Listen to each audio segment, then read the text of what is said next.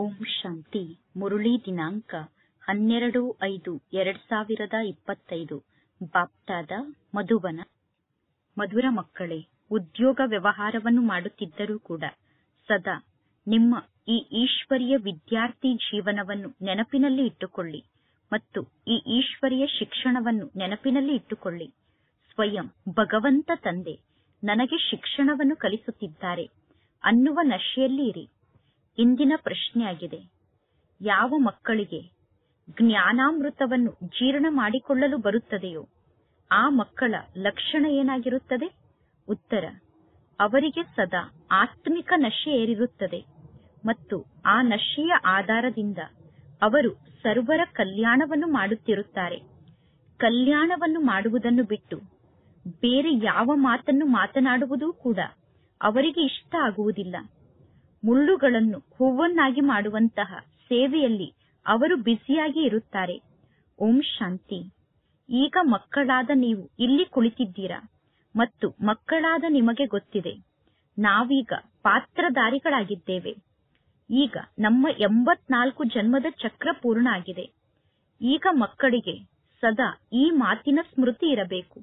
ನಿಮಗೆ ಗೊತ್ತಿದೆ, ಪರಮಾತ್ಮ ತಂದೆ ಬಂದಿದ್ದಾರೆ ನಮಗೆ ಪುನಃ ರಾಜ್ಯ ಭಾಗ್ಯವನ್ನು ಪ್ರಾಪ್ತಿ ಮಾಡಿಸುವುದಕ್ಕೋಸ್ಕರ. ಪರಮಾತ್ಮ ತಂದೆ ಬಂದಿದ್ದಾರೆ ತಮೋ ಪ್ರಧಾನ ಆತ್ಮರಾಗಿರುವ ನಮ್ಮನ್ನು ಸತೋ ಪ್ರಧಾನ ಆತ್ಮರನ್ನಾಗಿ ಮಾಡುವುದಕ್ಕೋಸ್ಕರ. ಪರಮಾತ್ಮ ತಂದೆ ಬಂದಿದ್ದಾರೆ ಅನ್ನುವ ಮಾತನ್ನು ಪರಮಾತ್ಮ ತಂದೆಯನ್ನು ಬಿಟ್ಟು ಬೇರೆ ಯಾರು ನಮಗೆ ತಿಳಿಸಲು ಸಾಧ್ಯ ಇಲ್ಲ. ಯಾವಾಗ ನೀವು ಇಲ್ಲಿ ಬಂದು ಕುಳಿತುಕೊಳ್ಳುತ್ತೀರೋ ಆಗ ನೀವು ಶಾಲೆಯಲ್ಲಿ ಕುಳಿತಂತೆ. ಹೊರಗಡೆ ನೀವು ಶಾಲೆಯಲ್ಲಿ ಕುಳಿತಿರುವುದಿಲ್ಲ. ನೀವು ಹೊರಗಡೆ ಜಗತ್ತಿನಲ್ಲಿ ಇದ್ದಾಗ ನೀವು ಶಾಲೆಯಲ್ಲಿ ಇರುವುದಿಲ್ಲ. ನಿಮಗೆ ಗೊತ್ತಿದೆ, ಇದು ಸರ್ವಶ್ರೇಷ್ಠ ಆತ್ಮಿಕ ಶಾಲೆಯಾಗಿದೆ. ಆತ್ಮಿಕ ತಂದೆ ಕುಳಿತು ಇಲ್ಲಿ ನಮಗೆ ಶಿಕ್ಷಣವನ್ನು ಕಲಿಸುತ್ತಿದ್ದಾರೆ. ಅಂದ ಮೇಲೆ ಶಿಕ್ಷಣ ಮಕ್ಕಳಿಗೆ ಸದಾ ನೆನಪಿಗೆ ಬರಬೇಕು. ಮಕ್ಕಳಿಗೆ ಸದಾ ಶಿಕ್ಷಣದ ನೆನಪಿರಬೇಕು. ಈ ಬ್ರಹ್ಮ ತಂದೆ ಕೂಡ ಪರಮಾತ್ಮ ಶಿವ ತಂದೆಗೆ ಮಗು ಆಗಿದ್ದಾರೆ. ಈ ಬ್ರಹ್ಮ ತಂದೆಗೂ ಕೂಡ ಶಿಕ್ಷಣವನ್ನು ಕಲಿಸುವಂತವರು ಪರಮಾತ್ಮ ಶಿವ ತಂದೆ ಆಗಿದ್ದಾರೆ ಮತ್ತು ಎಲ್ಲರಿಗೂ ಕೂಡ ಜ್ಞಾನದ ಶಿಕ್ಷಣವನ್ನು ಕಲಿಸುವಂತವರು ಪರಮಾತ್ಮ ಶಿವ ತಂದೆ ಆಗಿದ್ದಾರೆ. ಸರ್ವ ಮನುಷ್ಯಾತ್ಮರಿಗೂ ತಂದೆ ಪರಮಾತ್ಮ ತಂದೆ ಆಗಿದ್ದಾರೆ. ಆ ಪರಮಾತ್ಮ ತಂದೆ ಬಂದು ಈ ಬ್ರಹ್ಮನ ಶರೀರವನ್ನು ಲೋನಾಗಿ ತೆಗೆದುಕೊಂಡು ನಿಮಗೆ ಜ್ಞಾನವನ್ನು ತಿಳಿಸುತ್ತಿದ್ದಾರೆ. ಪರಮಾತ್ಮ ತಂದೆ ಪ್ರತಿದಿನ ಜ್ಞಾನವನ್ನು ತಿಳಿಸುತ್ತಾರೆ. ಯಾವಾಗ ನೀವು ಇಲ್ಲಿ ಕುಳಿತುಕೊಳ್ಳುತ್ತೀರೋ ಆಗ ನಿಮ್ಮ ಬುದ್ಧಿಯಲ್ಲಿ ಈ ಮಾತಿನ ಸ್ಮೃತಿ ಇರಬೇಕು, ನಾನು 84 ಜನ್ಮವನ್ನು ಪಡೆದುಕೊಂಡಿದ್ದೇನೆ. ನಾನೇ ವಿಶ್ವಕ್ಕೆ ಮಾಲೀಕ ಆಗಿದ್ದೆ. ನಾನೇ ದೇವಿ ದೇವತೆ ಆಗಿದ್ದೆ. ಪುನಃ ಪುನರ್ಜನ್ಮವನ್ನು ಪಡೆದುಕೊಳ್ಳುತ್ತಾ ಈಗ ನೆಲದ ಮೇಲೆ ಬಂದು ಬಿದ್ದಿದ್ದೇನೆ. ಭಾರತ ಎಷ್ಟು ಶ್ರೀಮಂತ ದೇಶ ಆಗಿತ್ತು ಅನ್ನುವ ಸಂಪೂರ್ಣ ಸ್ಮೃತಿ ಈಗ ನಮಗೆ ಬಂದಿದೆ. ಇದು ಭಾರತದ ಕಥೆಯಾಗಿದೆ. ಜೊತೆಗೆ ಇದು ನಮ್ಮ ಕಥೆಯಾಗಿದೆ. ಎಂದೂ ಕೂಡ ನೀವು ಸ್ವಯಂ ಅನ್ನು ಮರೆಯಬೇಡಿ. ನಾವೇ ಸ್ವರ್ಗದಲ್ಲಿ ರಾಜ್ಯವನ್ನು ಆಳುತ್ತಿದ್ದೆವು. ಪುನಃ ನಾವೇ 84 ಜನ್ಮವನ್ನು ಪಡೆದುಕೊಳ್ಳಬೇಕಾಗುತ್ತದೆ ಅನ್ನುವ ಸಂಪೂರ್ಣ ಜ್ಞಾನದ ಸ್ಮೃತಿ ಇಡೀ ದಿನ ಇರಬೇಕು. ಅಂದರೆ ಇಡೀ ದಿನ ನಾವು ಈ ಜ್ಞಾನವನ್ನು ಸ್ಮೃತಿಯಲ್ಲಿ ಇಟ್ಟುಕೊಳ್ಳಬೇಕು. ಉದ್ಯೋಗ ವ್ಯವಹಾರವನ್ನು ಮಾಡುತ್ತಿದ್ದರೂ ಕೂಡ ಈ ಜ್ಞಾನದ ಶಿಕ್ಷಣ ನಿಮಗೆ ನೆನಪಿಗೆ ಬರಬೇಕು. ನಾವೇ ವಿಶ್ವಕ್ಕೆ ಮಾಲೀಕರಾಗಿದ್ದೆವು. ನಾವು ಹೇಗೆ ವಿಶ್ವಕ್ಕೆ ಮಾಲೀಕರಾಗಿದ್ದೆವು, ಪುನಃ ನಾವು ಹೇಗೆ ಕೆಳಗಡೆ ಇಳಿಯುತ್ತಾ ಬರುತ್ತೇವೆ ಅನ್ನುವ ಮಾತಿನ ಸ್ಮೃತಿ ನಿಮಗೆ ಇರಬೇಕು. ಈ ಜ್ಞಾನವನ್ನು ನೆನಪಿನಲ್ಲಿ ಇಟ್ಟುಕೊಳ್ಳುವುದು ಬಹಳ ಸಹಜ ಆಗಿದೆ. ಆದರೆ ಎಲ್ಲರಿಗೂ ಈ ಜ್ಞಾನದ ಮಾತು ನೆನಪಿನಲ್ಲಿ ಇರುವುದಿಲ್ಲ.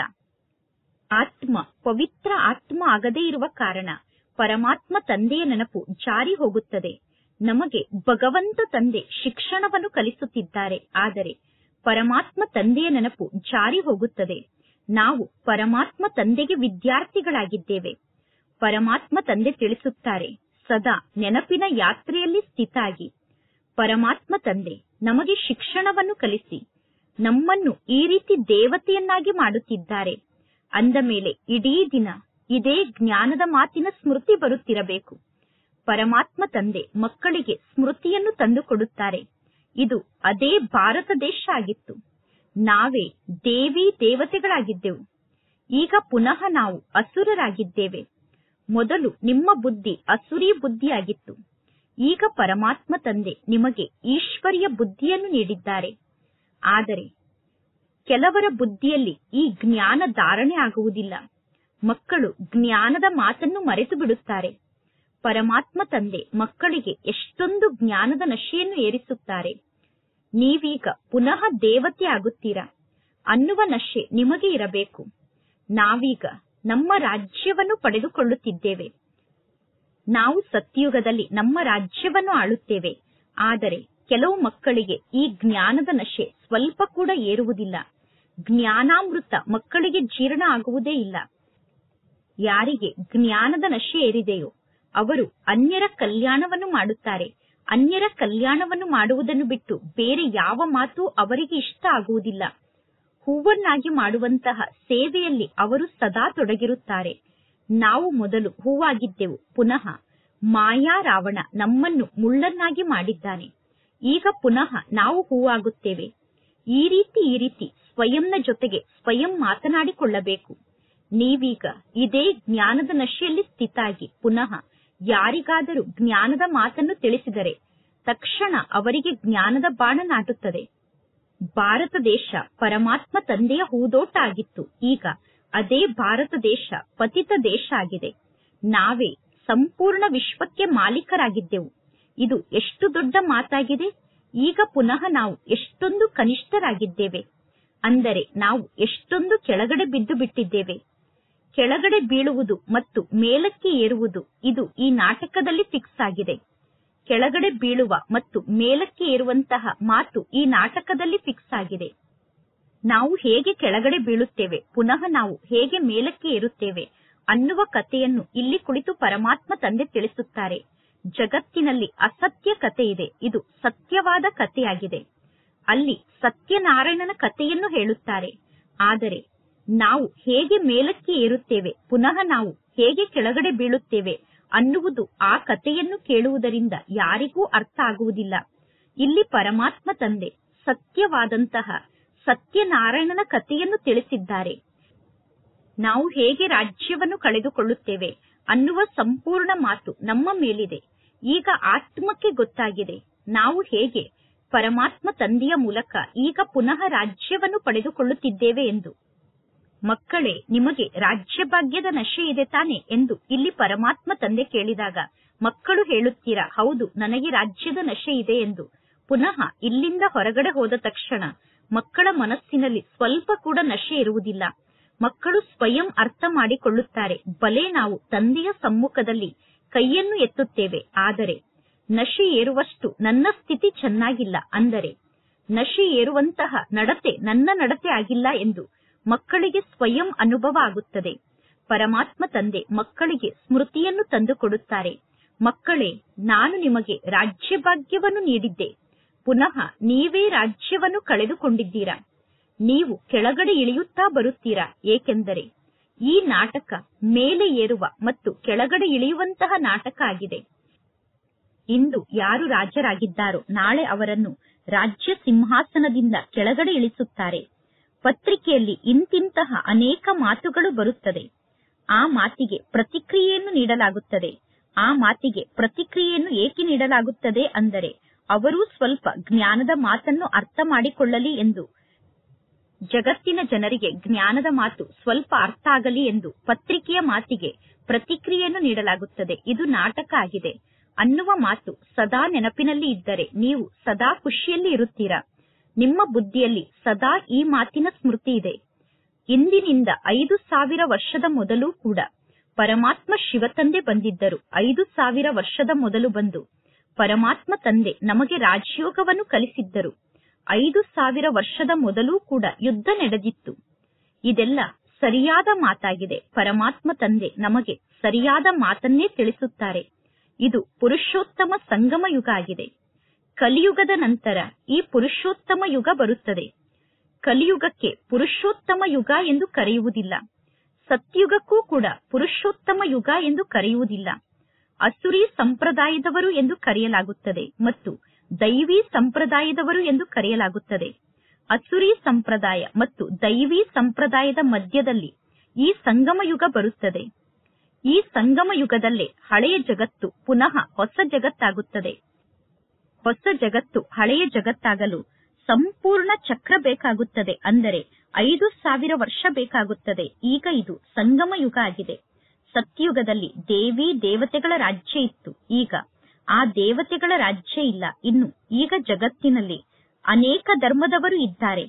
ಈಗ ಅನೇಕ ಧರ್ಮ ಬಂದಿದೆ ಅನ್ನುವ ಜ್ಞಾನ ನಿಮ್ಮ ಬುದ್ಧಿಯಲ್ಲಿ ಇದೆ. ಬಹಳಷ್ಟು ಜನ ಮಕ್ಕಳು 6 ತಿಂಗಳು, 8 ತಿಂಗಳು ಅಥವಾ 12 ತಿಂಗಳು ಜ್ಞಾನದ ಶಿಕ್ಷಣವನ್ನು ಕಲಿತು ಪುನಃ ಕೆಳಗಡೆ ಬಿದ್ದು ಬಿಡುತ್ತಾರೆ, ಅಂದರೆ ಫೇಲ್ ಆಗಿ ಬಿಡುತ್ತಾರೆ. ಬಲೆ ಪವಿತ್ರರಾಗಿ ಇರುತ್ತಾರೆ, ಆದರೆ ಜ್ಞಾನದ ಶಿಕ್ಷಣವನ್ನು ಕಲಿಯುವುದಿಲ್ಲ. ಶಿಕ್ಷಣವನ್ನು ಕಲಿಯದೇ ಇದ್ದರೆ ನೀವು ಪುನಃ ಎಲ್ಲಾದರೂ ಸಿಕ್ಕಿ ಹಾಕಿಕೊಳ್ಳುತ್ತೀರಾ. ಕೇವಲ ಪವಿತ್ರತೆಯಷ್ಟೇ ಇದ್ದರೆ ಅದು ಕೆಲಸಕ್ಕೆ ಬರುವುದಿಲ್ಲ. ಹಾಗೆ ನೋಡಿದರೆ ಬಹಳಷ್ಟು ಜನ ಸನ್ಯಾಸಿಗಳು ಕೂಡ ಪವಿತ್ರರಾಗಿರುತ್ತಾರೆ. ಅವರು ಸನ್ಯಾಸ ಧರ್ಮವನ್ನು ಬಿಟ್ಟು ಪುನಃ ಗೃಹಸ್ಥಿಗಳಾಗಿ ಬಿಡುತ್ತಾರೆ. ಗೃಹಸ್ಥಿಗಳಾಗಿ ಮದುವೆಯನ್ನು ಮಾಡಿಕೊಳ್ಳುತ್ತಾರೆ. ಅಂದ ಮೇಲೆ ಈಗ ಪರಮಾತ್ಮ ತಂದೆ ಮಕ್ಕಳಿಗೆ ತಿಳಿಸುತ್ತಾರೆ, ನೀವೀಗ ಶಾಲೆಯಲ್ಲಿ ಕುಳಿತುಕೊಳ್ಳಿ. ನಿಮಗೆ ಸದಾ ಈ ಮಾತಿನ ಸ್ಮೃತಿ ಇರಬೇಕು, ನಾನು ಹೇಗೆ ರಾಜ್ಯವನ್ನು ಕಳೆದುಕೊಂಡೆ, ನಾನು ಎಷ್ಟು ಜನ್ಮವನ್ನು ಪಡೆದುಕೊಂಡೆ ಎಂದು. ಈಗ ಪುನಃ ಪರಮಾತ್ಮ ತಂದೆ ತಿಳಿಸುತ್ತಾರೆ, ನೀವೀಗ ವಿಶ್ವಕ್ಕೆ ಮಾಲೀಕರಾಗಿ, ನೀವೀಗ ಅವಶ್ಯವಾಗಿ ಪಾವನ ಆತ್ಮರಾಗಬೇಕು. ಎಷ್ಟು ಜಾಸ್ತಿ ಸಮಯ ಪರಮಾತ್ಮ ತಂದೆಯನ್ನು ನೆನಪು ಮಾಡುತ್ತೀರೋ ಅಷ್ಟು ಜಾಸ್ತಿ ನೀವು ಪವಿತ್ರರಾಗುತ್ತಾ ಹೋಗುತ್ತೀರಾ. ಏಕೆಂದರೆ ಚಿನ್ನದಲ್ಲಿ ಕಲ್ಮಶ ಸೇರಿಕೊಳ್ಳುತ್ತದೆ. ಆ ಕಲ್ಮಶವನ್ನು ಸಮಾಪ್ತಿ ಮಾಡುವುದು ಹೇಗೆ? ಈಗ ಮಕ್ಕಳ ಬುದ್ಧಿಯಲ್ಲಿ ಇದೆ, ಆತ್ಮನಾದ ನಾನು ಸತೋ ಪ್ರಧಾನ ಆತ್ಮನಾಗಿದ್ದೆ.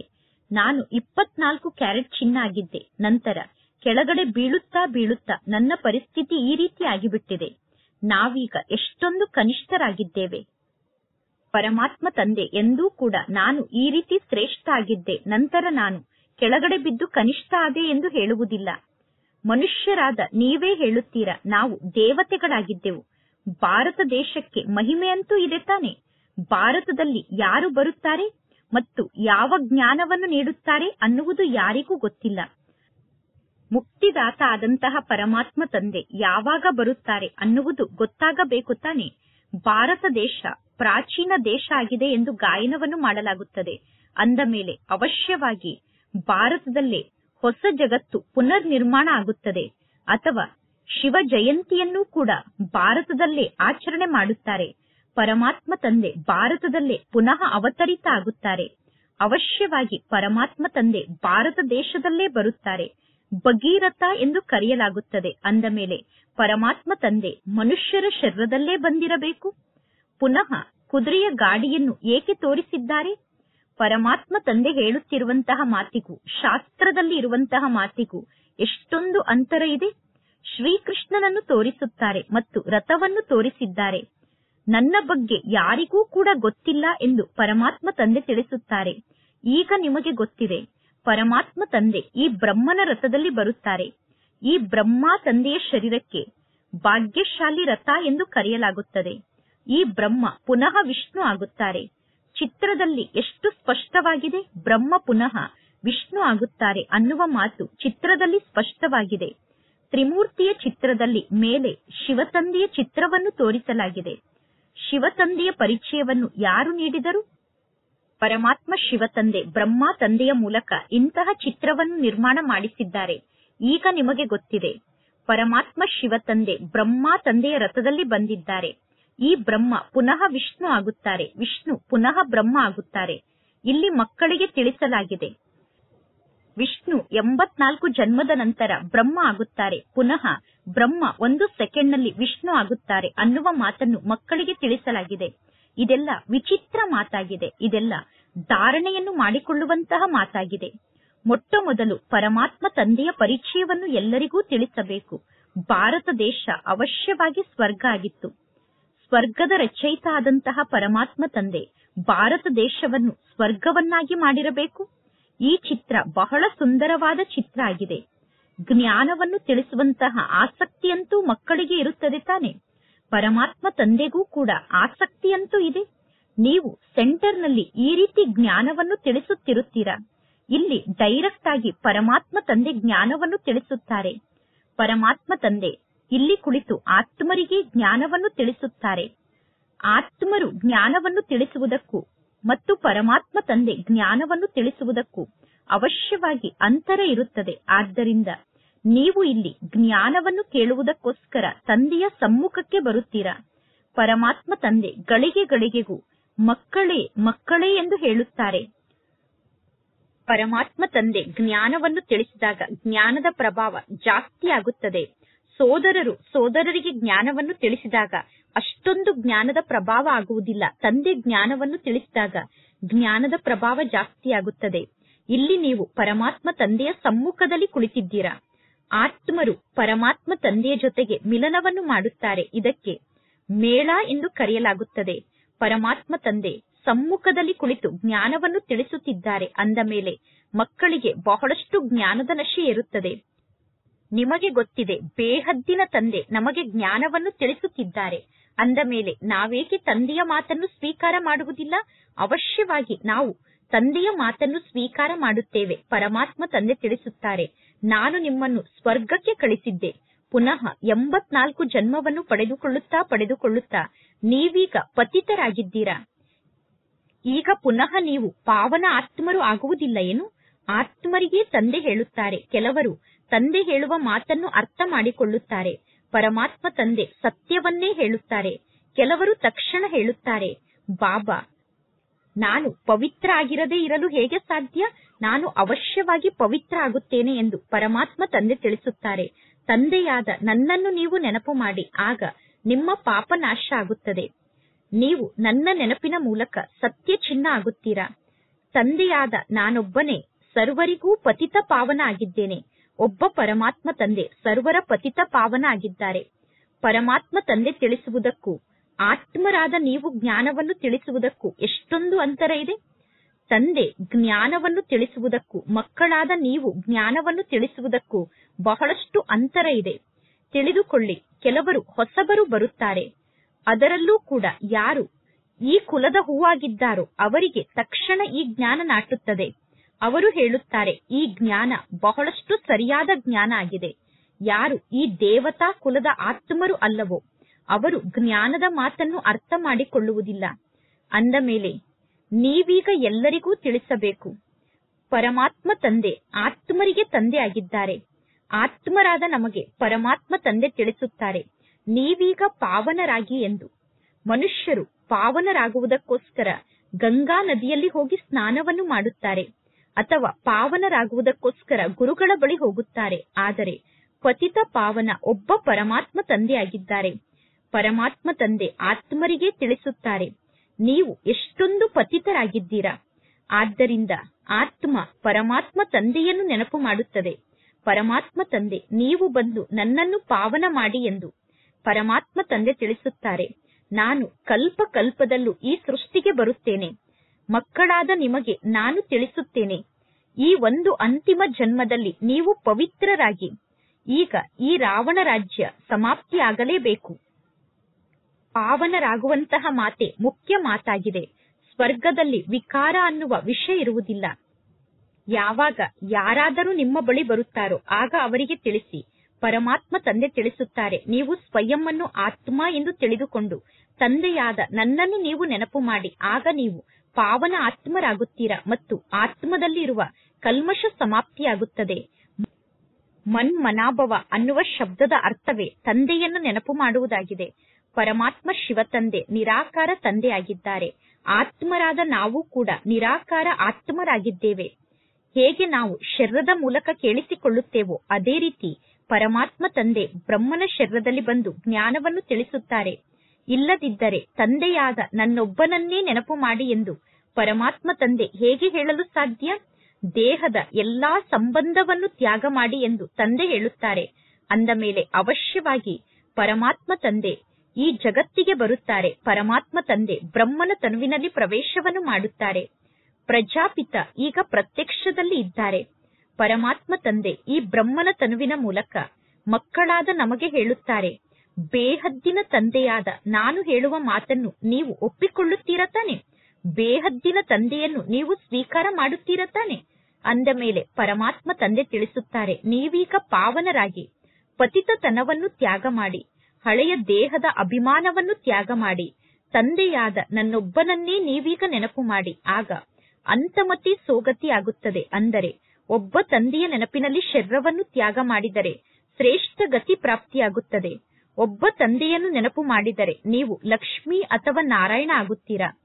ಪರಮಾತ್ಮ ತಂದೆಯಿಂದ ವಿಮುಖರನ್ನಾಗಿ ಮಾಡುವಂತಹ ಮುಖ್ಯವಾದ ಅವಗುಣ ಅಂದರೆ ಒಬ್ಬರು ಇನ್ನೊಬ್ಬರ ಬಗ್ಗೆ ಪರಚಿಂತನೆಯನ್ನು ಮಾಡುವುದಾಗಿದೆ. ಅಸುರಿ ಮಾತನ್ನು ಕೇಳುವುದು ಮತ್ತು ಅನ್ಯರಿಗೆ ಅಸುರಿ ಮಾತನ್ನು ತಿಳಿಸುವುದು ಇದು ಪರಚಿಂತನೆಯಾಗಿದೆ. ಪರಮಾತ್ಮ ತಂದೆಯ ಆದೇಶ ಆಗಿದೆ, ನೀವೀಗ ಅಸುರಿ ಮಾತನ್ನು ಕೇಳಬಾರದು. ಅವರ ಮಾತನ್ನು ಇವರಿಗೆ, ಇವರ ಮಾತನ್ನು ಅವರಿಗೆ ತಿಳಿಸುವುದೂ ಕೂಡ ಚಾಡಿ ಹೇಳುವುದಾಗಿದೆ. ಚಾಡಿ ಹೇಳುವಂತಹ ಗುಣ ಮಕ್ಕಳಾದ ನಿಮ್ಮಲ್ಲಿ ಇರಬಾರದು. ಈ ಸಮಯದಲ್ಲಿ ಜಗತ್ತಿನಲ್ಲಿ ಎಲ್ಲರ ಬುದ್ಧಿ ವಿಪರೀತ ಬುದ್ಧಿಯಾಗಿದೆ. ಒಬ್ಬ ರಾಮ ಆದಂತಹ ಪರಮಾತ್ಮ ತಂದೆಯ ಮಾತನ್ನು ಬಿಟ್ಟು ನೀವು ಬೇರೆ ಯಾರ ಮಾತನ್ನೂ ಕೇಳಬಾರದು. ಒಬ್ಬ ರಾಮ ಆದಂತಹ ಪರಮಾತ್ಮ ತಂದೆಯ ಮಾತನ್ನೇ ನೀವು ಅನ್ಯರಿಗೆ ತಿಳಿಸಬೇಕು. ತಂದೆ ಹೇಳಿರುವ ಮಾತನ್ನು ಬಿಟ್ಟು ಬೇರೆ ಯಾವ ಮಾತನ್ನು ನೀವೀಗ ಅನ್ಯರಿಗೆ ತಿಳಿಸಬಾರದು.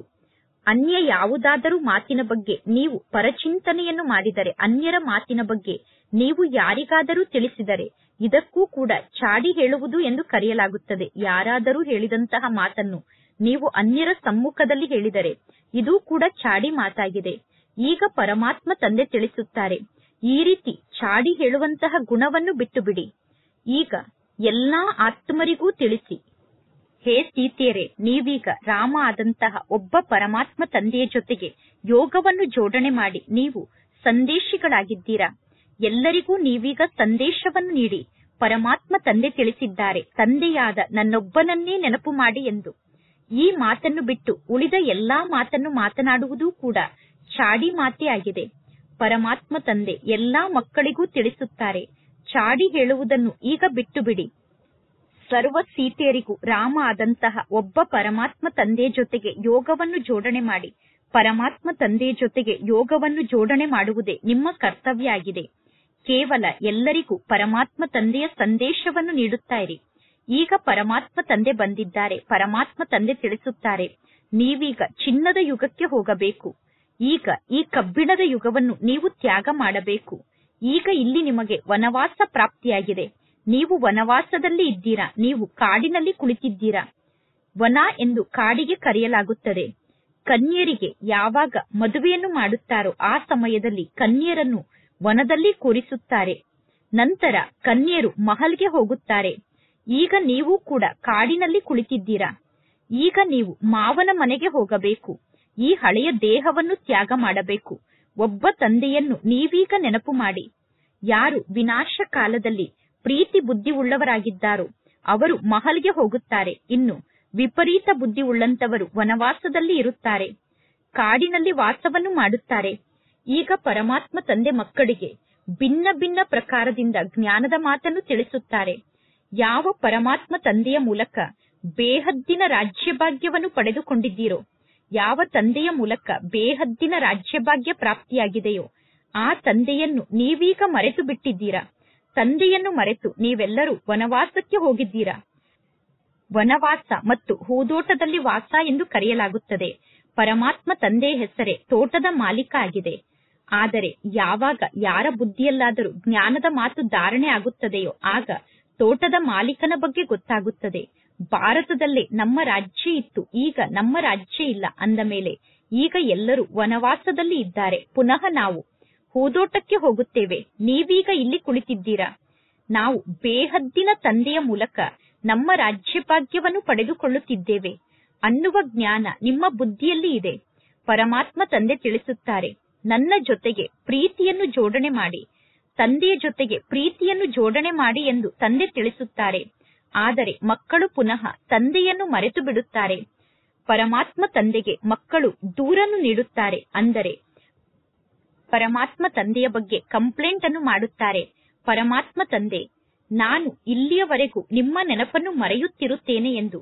ನಾನು ನಿಮ್ಮ ನೆನಪನ್ನು ಇದೇ ರೀತಿ ಮರೆಯುತ್ತಿದ್ದರೆ ನಾನು ಹೇಗೆ ಚಿನ್ನದ ಯುಗಕ್ಕೆ ಹೋಗಲು ಸಾಧ್ಯ ಎಂದು ಮಕ್ಕಳು ಹೇಳುತ್ತಾರೆ. ನೀವೀಗ ಸ್ವಯಂ ಅನ್ನು ಕೇಳಿಕೊಳ್ಳಿ. ಇಡೀ ದಿನದಲ್ಲಿ ನಾನು ಎಷ್ಟು ಸಮಯದವರೆಗೂ ಪರಮಾತ್ಮ ತಂದೆಯನ್ನು ನೆನಪು ಮಾಡುತ್ತೇನೆ? ಈಗ ನೆನಪಿನ ಅಗ್ನಿಯಲ್ಲಿ ನೀವಿರಬೇಕು. ಅಂದರೆ ನೆನಪು ಅಗ್ನಿ ರೂಪದಲ್ಲಿ ಪ್ರಜ್ವಲಿತ ಆಗಬೇಕು. ಈಗ ಯೋಗದ ಅಗ್ನಿಯಲ್ಲಿ ನೀವಿರಬೇಕು. ಯೋಗದ ಅಗ್ನಿ ಪ್ರಜ್ವಲಿತ ಆದಾಗ ನಿಮ್ಮ ವಿಕರ್ಮ ವಿನಾಶ ಆಗುತ್ತದೆ. ಒಬ್ಬ ತಂದೆಯ ಜೊತೆಗೆ ಪ್ರೀತಿ ಬುದ್ಧಿ ಉಳ್ಳವರಾಗಿರಬೇಕು. ಎಲ್ಲರಿಗಿಂತ ಬಹಳ ಫಸ್ಟ್ ಕ್ಲಾಸ್ ಆದಂತಹ ಪ್ರಿಯತಮ ಪರಮಾತ್ಮ ತಂದೆ ಆಗಿದ್ದಾರೆ. ಆ ಪರಮಾತ್ಮ ತಂದೆ ನಿಮ್ಮನ್ನೂ ಕೂಡ ಫಸ್ಟ್ ಕ್ಲಾಸ್ ಆದಂತಹ ಆತ್ಮರನ್ನಾಗಿ ಮಾಡುತ್ತಾರೆ. ಥರ್ಡ್ ಕ್ಲಾಸ್ ಬೋಗಿಯಲ್ಲಿ ಕುರಿಗಳ ಸಮಾನ ಪ್ರಯಾಣವನ್ನು ಮಾಡುವುದಕ್ಕೂ ಏರ್ ಕಂಡೀಷನ್ ಅಲ್ಲಿ ಪ್ರಯಾಣವನ್ನು ಮಾಡುವುದಕ್ಕೂ ಎಷ್ಟೊಂದು ಅಂತರ ಇದೆ. ಈಗ ಎಲ್ಲರೂ ವಿಚಾರ ಸಾಗರ ಮಂಥನವನ್ನು ಮಾಡಬೇಕು. ಯಾವಾಗ ನೀವು ಜ್ಞಾನದ ಬಗ್ಗೆ ವಿಚಾರ ಸಾಗರ ಮಂಥನವನ್ನು ಮಾಡುತ್ತೀರೋ ಆಗ ನಿಮಗೆ ಖುಷಿಯಾಗುತ್ತದೆ. ಇಲ್ಲಿ ಪರಮಾತ್ಮ ತಂದೆ ತಿಳಿಸುತ್ತಾರೆ, ತಂದೆಯಾದ ನನ್ನೊಬ್ಬನನ್ನೇ ನೆನಪು ಮಾಡಿ ಎಂದು ಇಡೀ ದಿನ ನಾನು ಎಷ್ಟೊಂದು ತಲೆಯನ್ನು ಚಚ್ಚಿಕೊಳ್ಳುತ್ತೇನೆ ಎಂದು ಪರಮಾತ್ಮ ತಂದೆ ತಿಳಿಸುತ್ತಾರೆ. ಆದರೆ ಇಡೀ ದಿನ ಮಕ್ಕಳ ಬುದ್ಧಿಯಲ್ಲಿ ಬೇರೆ ವಿಚಾರ ನಡೆಯುತ್ತಿರುತ್ತದೆ. ಈಗ ಮಕ್ಕಳಾದ ನೀವು ತಂದೆಯ ನೆನಪಿನಲ್ಲಿ ಸ್ಥಿತ ಆಗಲು ಪರಿಶ್ರಮವನ್ನು ಪಡಬೇಕು. ಒಳ್ಳೆಯದು. ಮಧುರಾತಿ ಮಧುರ ಅಗಲಿ ಹೋಗಿ ಮರಳಿ ಸಿಕ್ಕಿರುವ ಮಕ್ಕಳ ಪ್ರತಿ ಮಾತ್ಪಿತಾ ಬಾಪ್ತಾದರವರ ನೆನಪು, ಪ್ರೀತಿ ಹಾಗೂ ಸುಪ್ರಭಾತ. ಆತ್ಮಿಕ ಮಕ್ಕಳಿಗೆ ಆತ್ಮಿಕ ತಂದೆಯ ನಮಸ್ತೆ. ಆತ್ಮಿಕ ತಂದೆಗೆ ಆತ್ಮಿಕ ಮಕ್ಕಳ ನೆನಪು, ಪ್ರೀತಿ ಹಾಗೂ ನಮಸ್ತೆ ನಮಸ್ತೆ ನಮಸ್ತೆ.